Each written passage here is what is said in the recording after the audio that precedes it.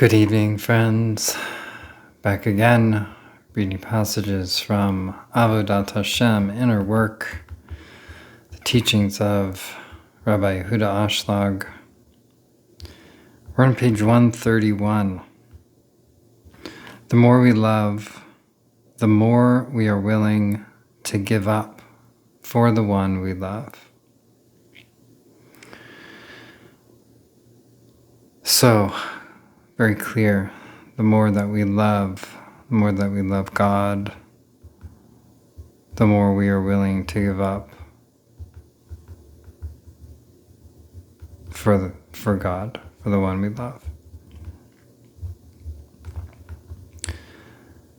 When you love someone or you love the Creator,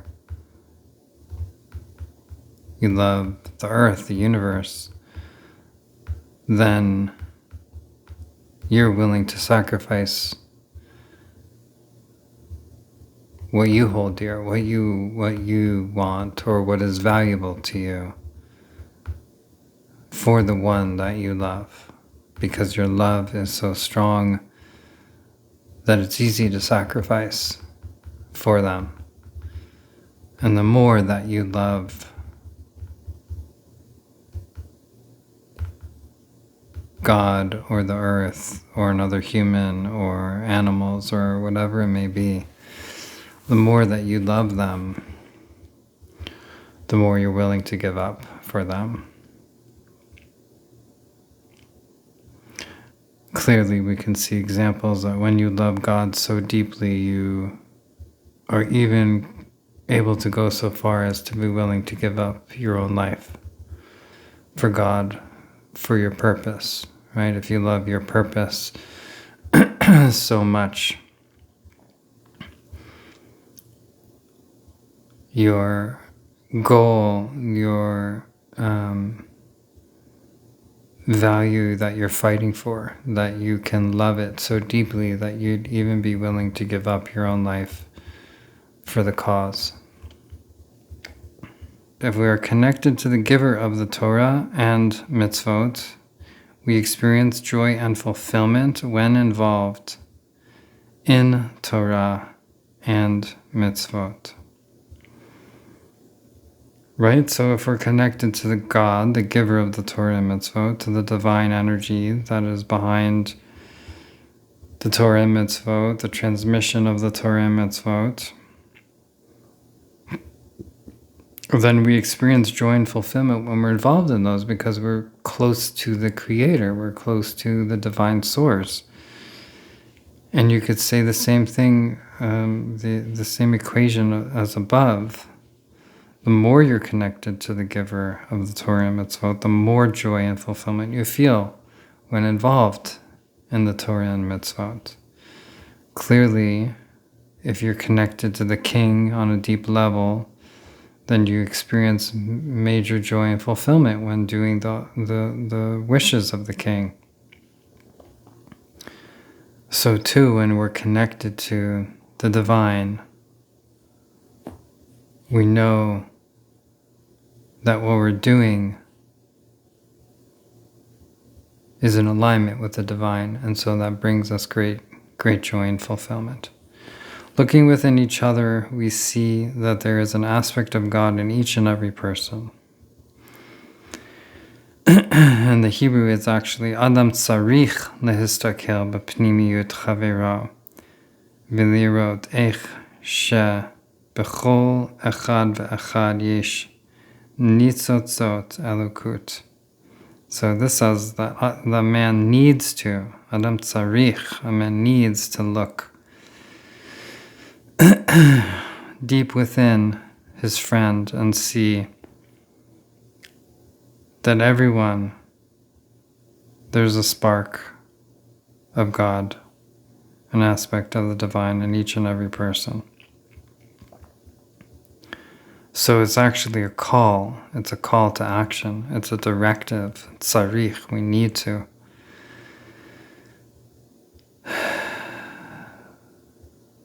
So it's so true when we do look deep within the pnimiyut, the into the depths of another human being and even into the depths of ourselves. Like I've invited people to look into the mirror.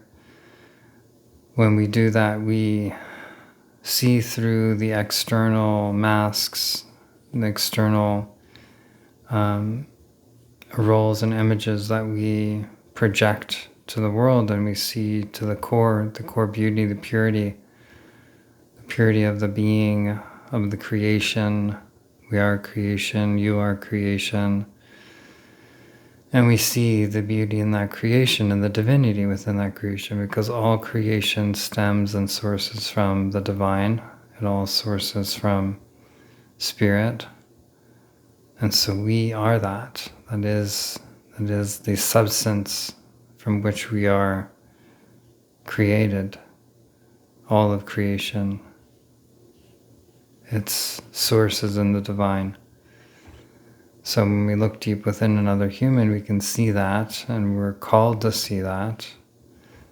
And there's a love that flows from that place, and we're called to bring that love out into the world and that light into the world to reveal the godliness in both ourselves and in each other.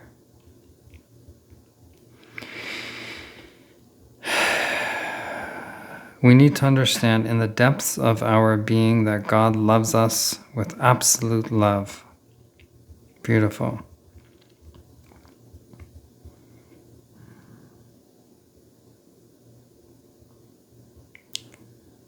Yeah. We need to understand in the depths of our being.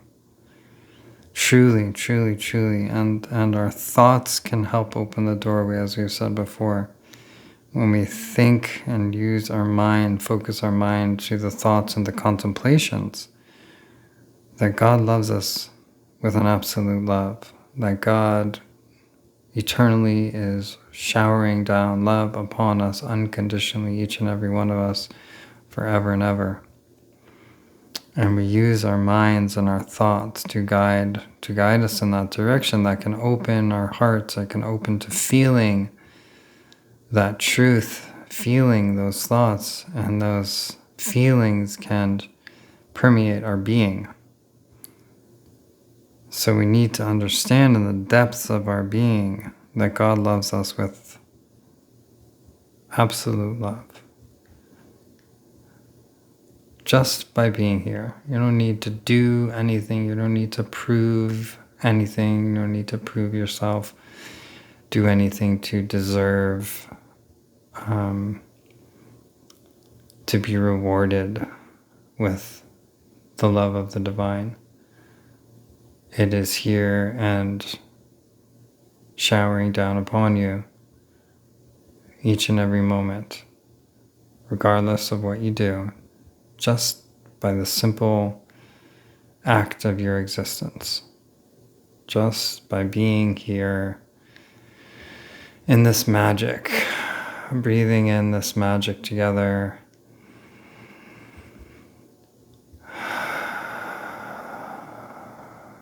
And imagining as we're breathing in this absolute love from the divine.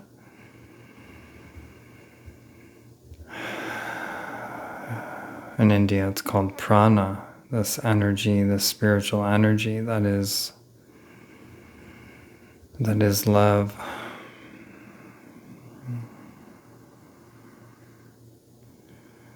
And that the divine loves us with an absolute love just for our mere existence. Because we are here in this magical world, in this magical universe.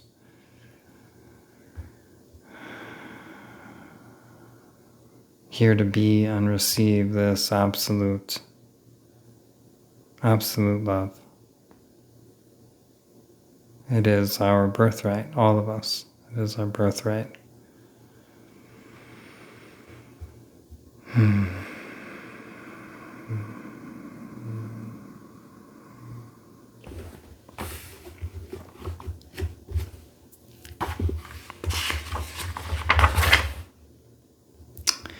When we contemplate God's love and yearning for us things begin to change.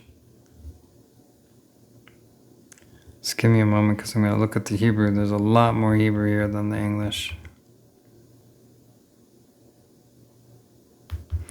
Okay, it's just the Hebrew is a little more poetic. It's talking about painting pictures.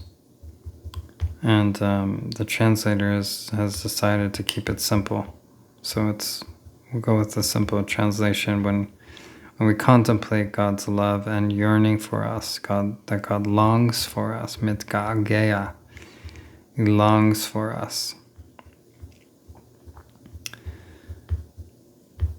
When we really contemplate that, we really, again, use our thoughts to contemplate that concept. God loves us and is longing for us, longs for us to come home. Such a beautiful thought, such a beautiful feeling behind that thought, that the source of all existence, that the Ribono Shel Olam, the master of the universe, the creator, longs for us to return home, return to the Garden of Eden, return to our rightful place in creation as co-creators, as co-helpers with the divine, as teammates in this creation, longing for us to come back to our true nature, to our true and pure selves, to be divine beings moving through the world, walking on the planet as divine creation, aware of itself as divine creation, aware of itself as love, breathing that love, eating, drinking that love, seeing that love in ourselves and each other. That the Creator actually longs for that, is calling us, is calling our souls to come home. It's a beautiful sentiment. It's a beautiful feeling to feel like the father, the mother, the parent calling the child home, longing for the child to come back home, to spend some time with the parent, with the Creator, to sit and be with them, to enjoy each other's presence. It's very beautiful. And when we contemplate this enough, right, when we really contemplate that, when we sit with it, and we open our hearts to those thoughts, that is what can change things. Things begin to change. Things internally begin to change and impact our identity, to change and impact our thought, speech, and action, to change and impact our being. It opens our being to our true nature, to being that true nature of love in the world. So really, so much of this path is about the mind, is about thought, is in contemplation, focusing our thoughts, not trying to eradicate them like in many Eastern philosophies. We're not trying to eradicate thought. We're trying to direct it, tune it, refocus it, so that we can thus rewire our brains, right? Things begin to change. Our brains, our neuroplasticity begins to change. And we begin to inhabit our bodies in a new way, inhabit our identities in a new way. Imagine walking through the world as love in a humble and conscientious and considerate way, not in an arrogant and egocentric way, in a true, humble and loving, caring way. And this should be our prayer. This should be the prayer that we invoke to help us on this path, to help us with our emunah, our embodied faith, to know these truths and to show up in this world as these truths, being impacted deeply into our beings because of these truths.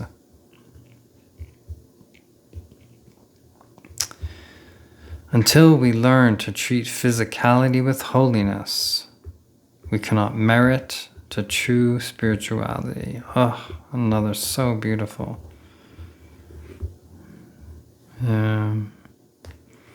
Until we learn to treat physicality with holiness. Yeah, that everything is sacred. Everything is vibrating with God's light and love. Every single object.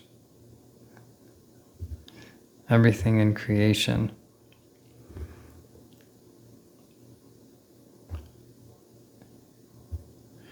Even as I say that, it starts to shift my vision, shift how I'm seeing the world around me.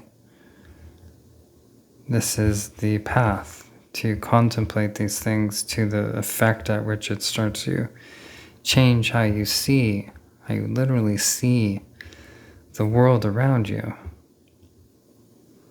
We've been so numbed and deadened to the light of God, to the vibration of the divine and the sacredness of all things. We've become so numbed and dulled, conditioned into seeing things as images, as thoughts. This, again, I'm not going to do Plato's allegory of the cave, but check it out if you don't know it.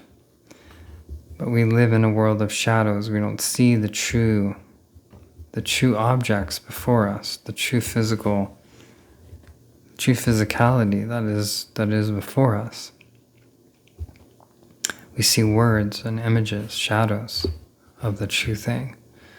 The same as we look at each other. We don't see these magical animals, these speaking animals. We see humans, we see normal people. We're so used to seeing humans on TV and the movies that we live in this one-dimensional reality or two-dimensional reality. We don't see in 3 dimensions or 4D, 3D, 4D.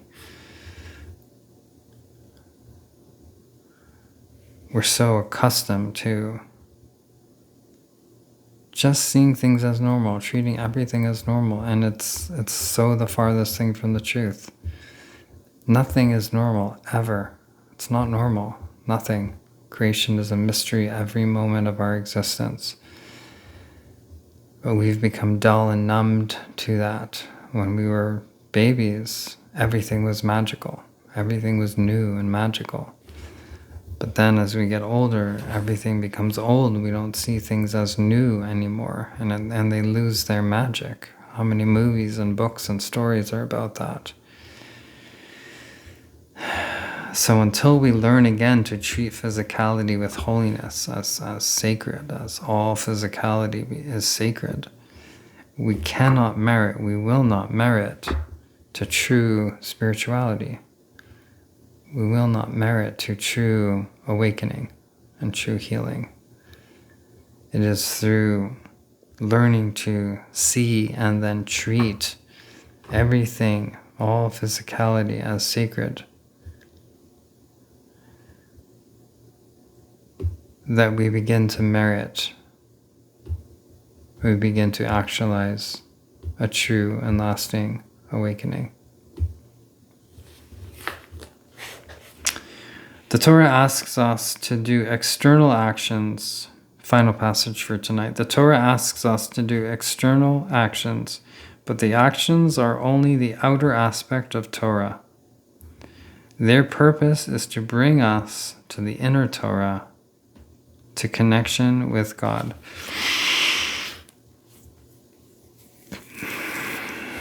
The Torah asks us to do external actions, but the actions are only the outer aspect of the Torah. right? The actions, the mitzvot, the commandments, these are the outer aspects of the Torah. The actions themselves, like going to the mikvah, the ritual bath, or keeping kosher, or putting up a mezuzah on the doorpost, right? These are external actions, but they're the outer aspect of the Torah.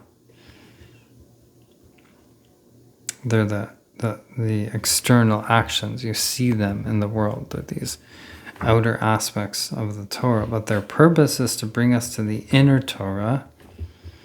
And what is the inner Torah? The inner Torah is to connection with God. Right? So the outer mitzvah, for example, of mezuzah is putting this on the doorpost, and that's the outer aspect of it, is this physical thing that you see there. But the inner aspect is the true purpose, to bring us to the inner aspect of the Torah, which is to connection with God. So it has a purpose. Its purpose is to help us stay aware of the magic of each moment, the mezuzah. Every time we go in and out of the door, we see that and we feel, okay, God is here, God is here, God is here. It is a constant reminder that everything around us is sacred, that this world, this creation is sacred. So that's the inner aspect of the Torah, which is a connection to the divine. The external actions are the actions of the outer aspect of the Torah, but their purpose is to bring us to the inner Torah, which is to the connection with the divine, the Creator. Okay, friends, have a wonderful night.